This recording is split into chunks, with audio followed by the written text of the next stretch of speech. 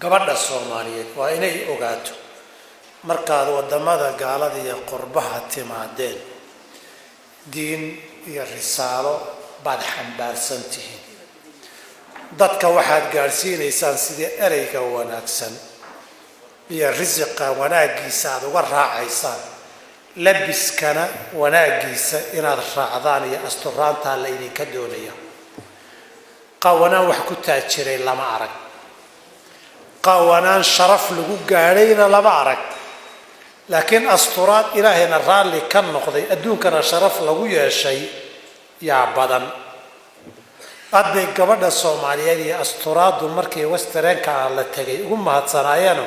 hadda haddii wastareenka la yiraahdo culture-ka Soomaalida gabdhaha sawira gabadh xijaaban baa la sawiraa gabadh xijaaban baa la sawiraa waxaan rabaa ereyga kelimadayda inaan ku soo gunaanado magaalada Kampala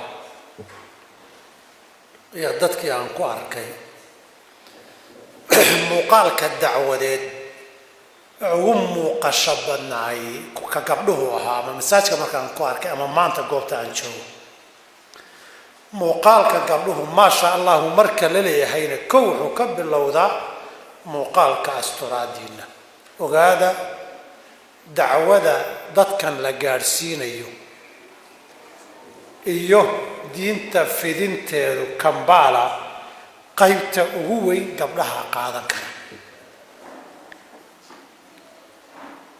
inta reer degan Sheekh Maxamed soo badankood dad uma shaqeeyaan dadka muslimiin ba hadaa ku ballantaan bisheeda qoys waliba hal gabadha soo islaamiyo walaayaba dhowr boqol oo qoysna ku degantihiin dhowr boqol oo qof baa islaaminaysan hal qof 12 bilood gabar shaqaale kuwa guriga ku joogta way ka tagtay mid kala timid andaho saddex baa ku soo martay afartii biloodba mid baa ku soo martay ama afar baa ku soo martay kootaagiiba mid baa ku soo martay afar ama saddex ku soo martay haddaad ilaahay kaashato mid waad islaamin kartaa ugu yaraan haddaan sanadkiiba dhowr boqol islaamino sanadkii walbana dhowr boqol aan islaamino dad muslima oo deegaankiya oo dadkeeda sii gaarsiiya intay socotana ajir aan ka helo intay joogaana garab inoo noqdo muslimiin ah iyo community baan samaysan karnaa marka inta dadaashaan dacwada kaalinta idinkaga aadan kuwa guriga idinku jooga ka bilaabo kuwa islaamiya kuwa waardiga islaamiya kuwa dariskaydiina islaamiya kullaba waxbaad wadaan fariin muuqaalkiini diin iyo dacwad wadaan wadankana waxa warbixin lagu siiyay in fikir fiican dad muslimiina oo wax caawiya oo dhowrsoon aan wax hadin aan wax dhicin aan wanaag mooyeen xumaan laga arag inaad tihiin conceptigaas la qabaa inta loo sheegay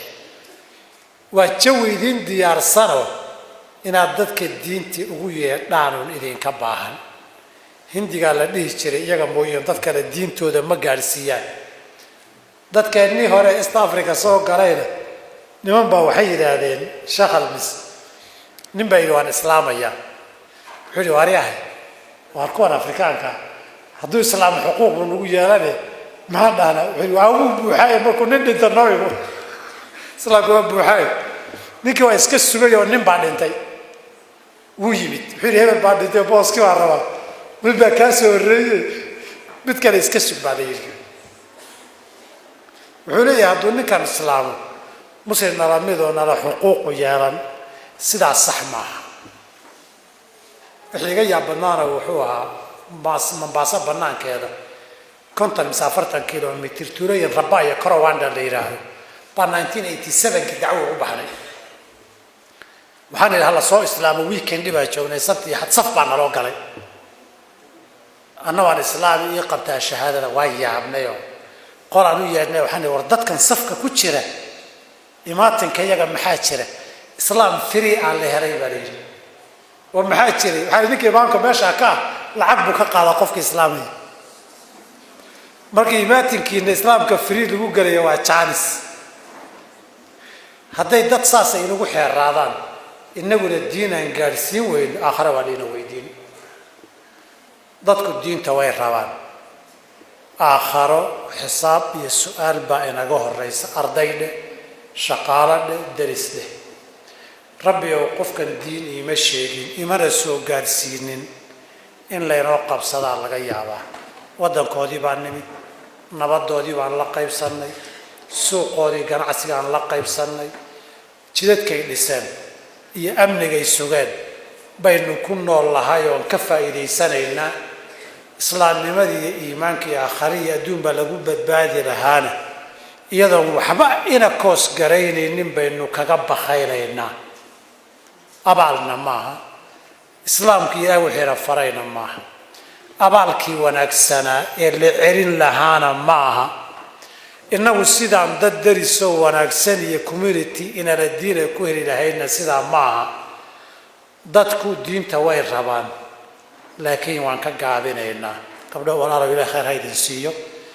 inta guryaha idin la joogto iyo inta ardayda idin la iyo inta idin la dariska ah bisheeda